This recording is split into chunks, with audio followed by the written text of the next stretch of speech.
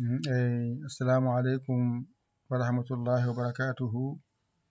Bandiraɓe sehilaɓe jangiyankoɓe, en natini kadi windande men wattore nogas e Dental Dina TV.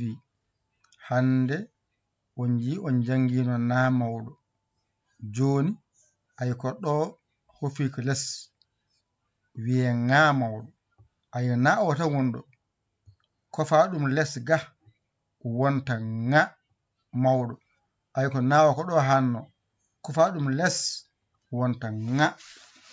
Famide ay na wonno, ɗo ko na wonno, oto na ko dow pesgal wanno wiya nya. Hande kadi ko na o fesa less, ay ɗo kono ja mawɗo ni, ay ɗo kono ja mawɗo ni woni ɗo ay, ayde kono wona ja, ko na o tan woni ɗo, pesgel ngel ari less ga innira nga mawɗo. Ay ɗo ko na o ko ɗo hanno ɗo, ɗum ɗo ɓeydi less to hofi wiya nga. Ko wiyde ngañade, ngadde, ngolde, ngelde e geɗe baɗe noon ko ɗo yaltata. So ɗo ɗiggani jangde ɗo ittete, so ɗo wawaka andu a wawata nga mawɗo, a wawata nga tokoso, ko ɗo no jangata nga mawɗo, mbawa ɗum ngara binda ɗo nga mawɗo, nga mawɗo, nga mawɗo. Ngara janga nga tokoso, mbawa ɗum ngara binda ɗo nga tokoso, nga tokoso, nga tokoso. Kasi a windi a gayi noon, ngara noon janga mbiya nga mawɗo, nga tokoso. Ɗo noon ko nga tokoso, nga tokoso, nga tokoso. Ɗo ko ekko, ay ɗo joni o fewna ɗum no hanniri ni, waɗɗo ko na ne, omo ƴewdoma saɗa ƴewdo o anda ko wonɗo ko, ala ɗo o anda ko jangata ko aɗa fama ɗum. Ay waɗɗi ko na ne, o addi noon ñi, ngo, ngu. Ay ɗo o addi ko na ne, o addi ñi o, ngo o, ngu o. Ndeke noon sa famani tan waɗama mo ƴewdoma saɗa wiya nga, nge, ñi, ngo, ngu. Ay o andi ɗo ko na, ɗo ko ne, o addi ñi, ngo, ngu.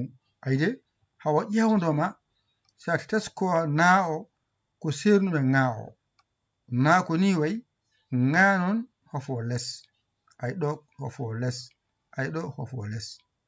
Wadde ɗo woni nga mawɗo, ngaalde, ay ngaalde saɗa ngaala ɗo garata ngaala.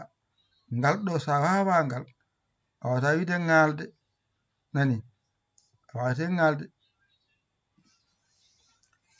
Ɗone ko nga, sa wiije ngaccude, ɗo sa wawɗo a wawata ngaccude hay goto mbawa ngaccude. Ngañade, ɗo gandata Musa nana ngaño, ay ngaño o ko ɗo yaltata. Ŋeñeme, ŋeñe, ŋeñe, kanŋe, ay ɗo mbawata wadde ɗo. Kan mbiya ŋe, kanŋe, ayde ɗo.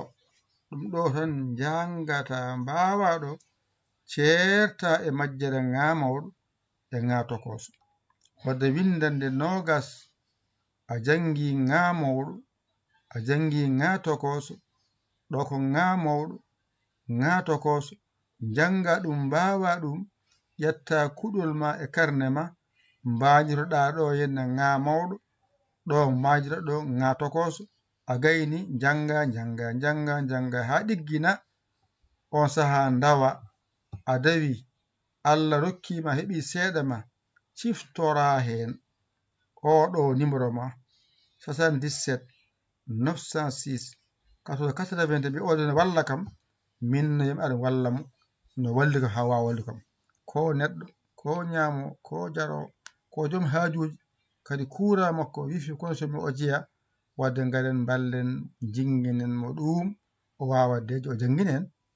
Koɓe gopi on jarama, jokke golle, beltima, yo Allah sellin dole mo nannaki, famnaki, nane haal. jaɓe haala numéro mon nani 77 906 80 mbaɗen hen balle men saabi Allah duusen galle o e golle ɗe windande men ŋa mawɗo ŋa tokoso woni windande nogas en gayni hande ɗum ɗo kadi yokken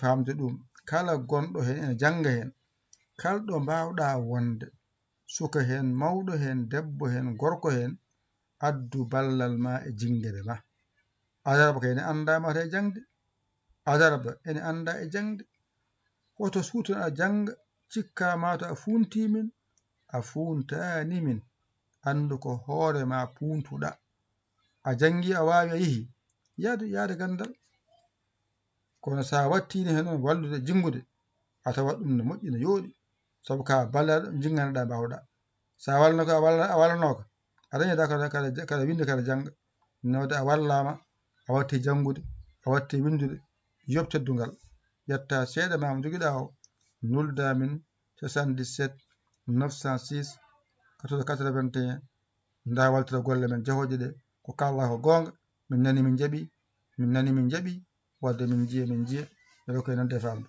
ko musidɗo mon giɗo mon saabu Allah Yaya Ly Kola Sénégal alhamdulillahi rabbil alamina o jangi ŋa mawɗo e ŋa tokoso dokken famde ɗum wassalam.